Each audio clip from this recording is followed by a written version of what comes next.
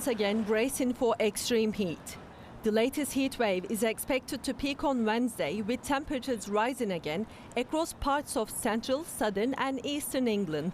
But beyond the health warnings, researchers say there is another cost that's often overlooked: the hit to the economy. A new study by the London School of Economics estimates that 1 week of extreme heat in June wiped around $1.5 billion from the UK economic output. This figure has come out of $1.5 billion. What is normally calculated is that a single bank holiday, in other words, a day of holidays, we have some extra ones occasionally, like the one for the Queen's Jubilee, they cost about £2.5 billion because of lost output. The interesting thing about that calculation and the one about the heat wave is that it could be made up in later months. So it all depends what happens next. So there may indeed be a cost to the economy temporarily, but if the situation improves, then what tends to happen is that one catches up. The average UK employee worked 30 minutes less, which means that in total, the heatwave in June led to a loss of 24 million work hours.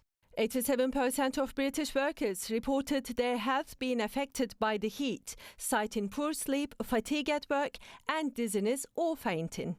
Construction and agriculture were the sectors hit hardest. 3.6% of those working outdoors didn't work at all due to extreme heat. That's roughly 1.25 million people.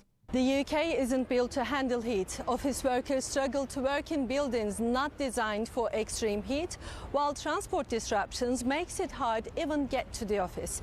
Experts now say heat waves are becoming a business risk, reducing productivity, increasing costs for businesses.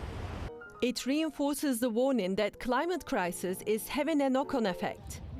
So businesses can adapt their working environments, making sure there is proper air conditioning, but also make sure that they understand that even if people are working from home, that could be quite difficult for many.